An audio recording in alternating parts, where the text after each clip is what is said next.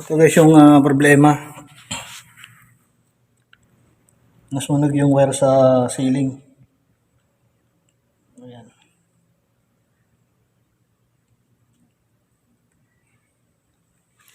Ngayon walang problema yung sa home run.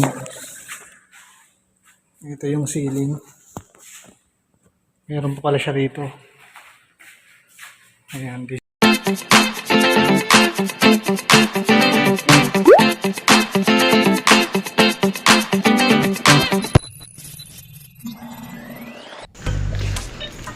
At yun nga guys, meron naman nagtitrip dito. Ayan. Isang linya ng ilaw natin dito sa parking. Ang nagtitrip. Siguro gawa nung pagbuhos ng ulan. Pati rito sa ito papunta sa labas. Ayan. Tingnan natin guys kung ilang circuit itong nagtitrip.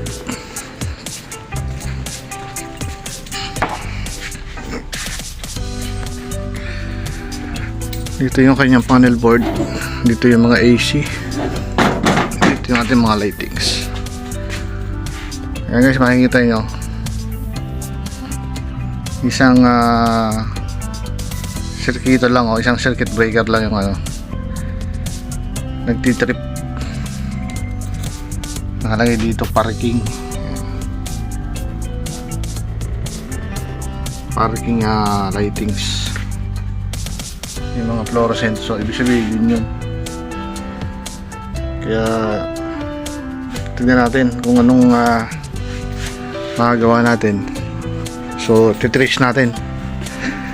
Pero kanina na dito ko nakikitang nagdidiklap dito sa may isang ilaw na to.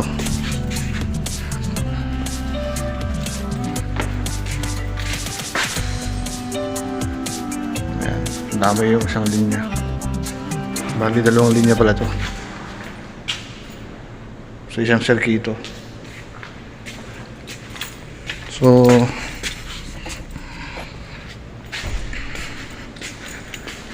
ayan, kuha lang tayo ng kuha lang tayo ng hagdan para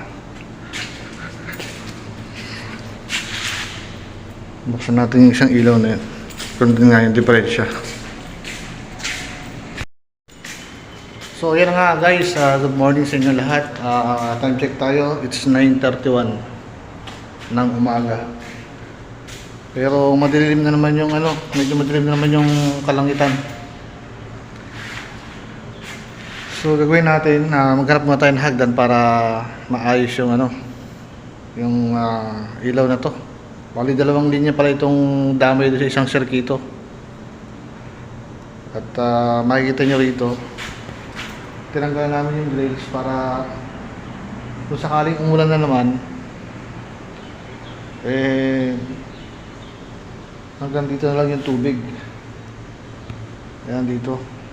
Kasi pag nalagay namin yung grills, dun dumadaan yung tubig. Ito yung grills, tinanggal namin para yung tubig dito na lang ang bagsak sa kanal na ito. Ayan. Kasi kahapon medyo umulan pero hindi man malakas. Ngayon medyo madilim na naman. So titignan natin kung uulan, hindi man namin ilalagay itong mga grills. At yan guys, puntahan natin yung hagdan. Hanapin natin kung nasaan yung hagdan na yan para pabuksan ko na isang ilaw.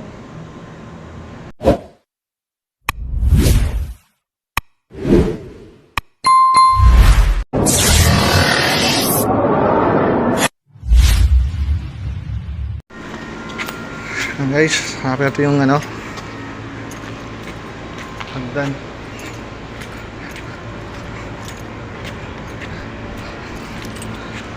Ayan, narito pala yung yung hagdan guys. So ibaba natin sa parking itong medyo maliit. Yan, tama-tama ito doon sa ano, sa parking. Ito naman masyadong mahaba. So ito lang ang ating gagamitin. Guys, na kuha ko ng hagdan.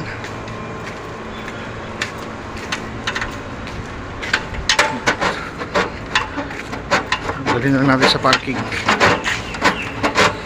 para maabot natin yung ilaw. Kasi doon sa isang ilaw na yun, doon ko na ririnig na parang may nag-spark.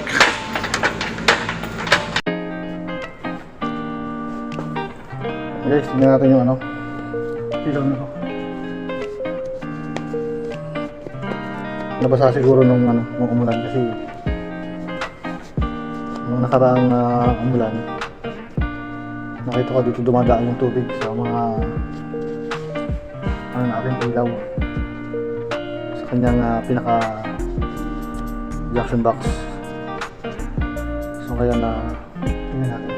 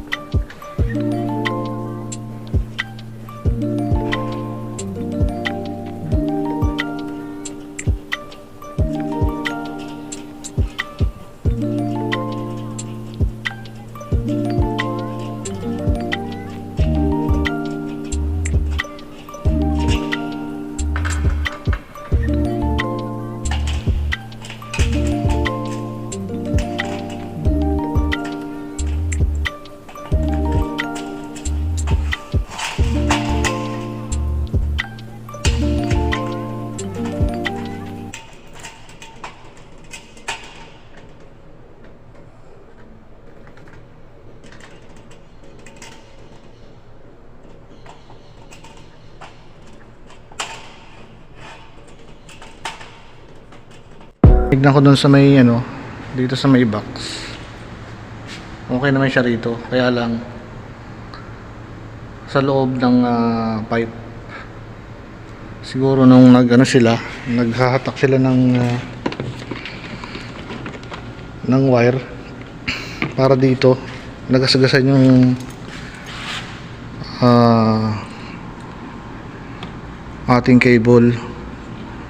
Tapos nung umulan, nababad sa tubig, ayan, nag-ano siya, nag-shorted. Ibig sabihin, pag talop yung wire natin sa loob at nababad ng tubig, nag-iinit yan. Yan din ang sanhi ng paglakas ng kuryente o yung ating mga bill sa bahay. So ngayon susundutin ko ng ating tester itong ating hot, itong red at saka itong blue.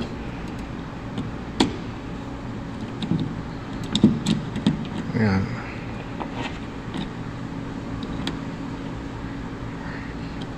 Ito na sa kabila ilagay.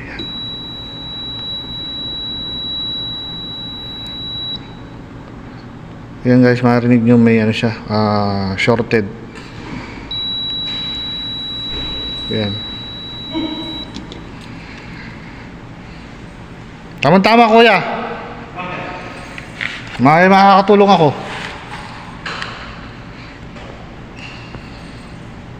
Nating na si Leo. Yan, tama, may makakatulong ako. So ang gawin natin, hugutin ko itong dalawang wire nito. Pero dapat may kasama na siyang wire. Medyo malapit lang naman ito. At saka yan. Ayan. So maglalagay ako dito ng wire na panibago. Tapos hugutin ko dun sa taas. Hintayin ko na si Galea para may katulong ako.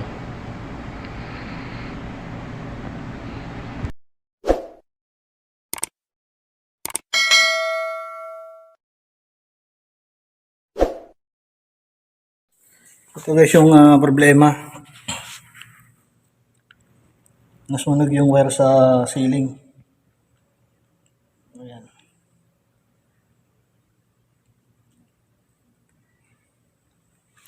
Ngayon walang problema yung sa home run. Ito yung ceiling. Meron pa pala siya rito. Ayan, dito siya nasunog. Sa part na to. Ngayon kailangan ko siyang lagyan ng panibagong wire para sa supply ng ilaw. Kaya lang wala akong susta o yung guide wire. Gagamitin ko na lang yung alambre o yung steel wire. So titignan ko guys kung may susuot ko rito, simula rito hanggang dun.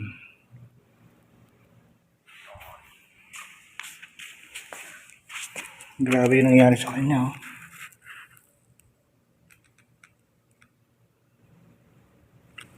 Nababad siya sa tubig tapos may talop siguro.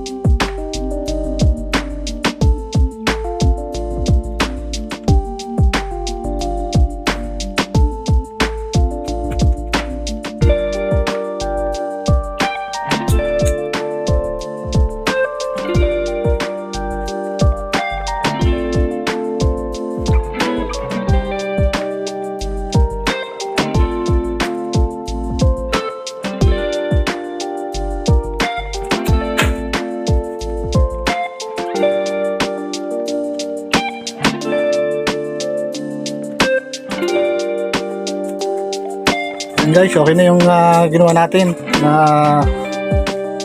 nagtitrip. Bali dalawang linya ito. Yan ito.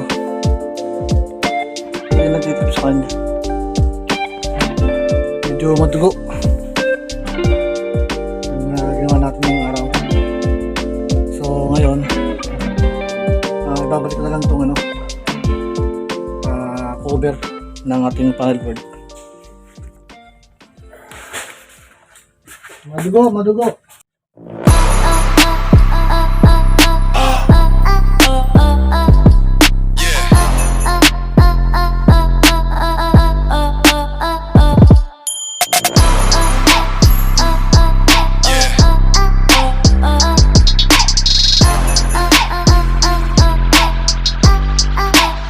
Let's see.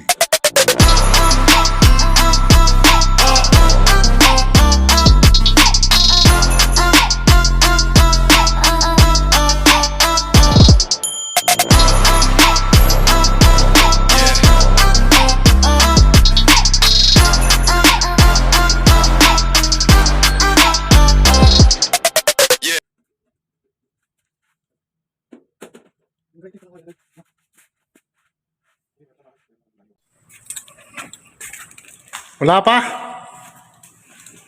Tignan natin kung ano.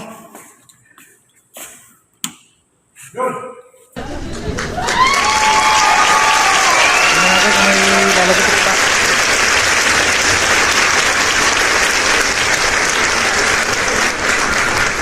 Okay yan o.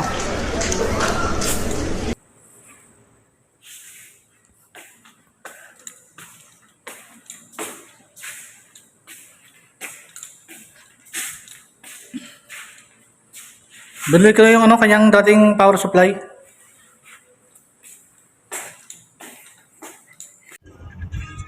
Madilim na naman ang langit dito sa Jeddah. Yari naman mamaya yung bahay. Maglimas-limas naman ito. Para hindi sa kapitbahay namin to. Limas din sila eh.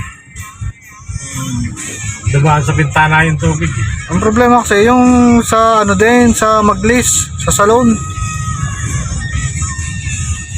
Ano yun eh, yung may butas yun doon sa ano. Dapat ano yun, bilhin na ng Boom. spray foam. Pag mapadaan ka nga kuya, pati yung doon sa may ano, tambutso ng generator, doon nadaan. O yung ano doon, sa may aircon yun eh, di ba? Dapat linisin muna yun. Oo, linisin tapos saka i-sprayan. Hindi naman nagana yung ano yun eh.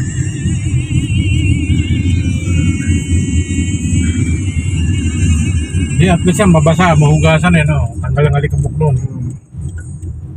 Yung buwabang nila natin na dumalaki ang pipis-pisin.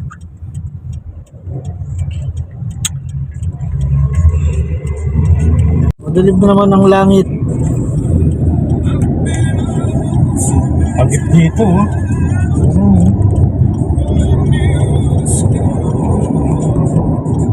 Sunod-sunod ako lang ngayon, ano? Mahigit isang taong hindi mo wala na. Hindi, mulan din. Kailang... Pero hindi ganyan sunod-sunod. Isang beses lang.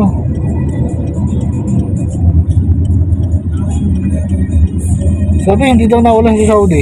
Pag ganyan, December, January lang. Talaga ulan. Kung maraming namatay nun, siya rin yun. Siguro ko sa ito. Dati nung pa ako sa exhibit noon. Punta kami ng Mersal noon eh. Galing din ako sa bahay ni Paprin nun, kami dalawa ni Fred. Grabe yun, ano, daming ano doon. Alas 5 nun eh, hindi pa malakas eh, umuulan-ulan pa. May tatawid na kaming gano'n na karsada. May naanod na rep. May naanod na ano. Noon namatay yata si ano yung si Jack, yung cargo. Yung nagkakargo. Matay yun eh, nakuryente. Kasi baha yung uso. Ang kuryente rito nasa baba.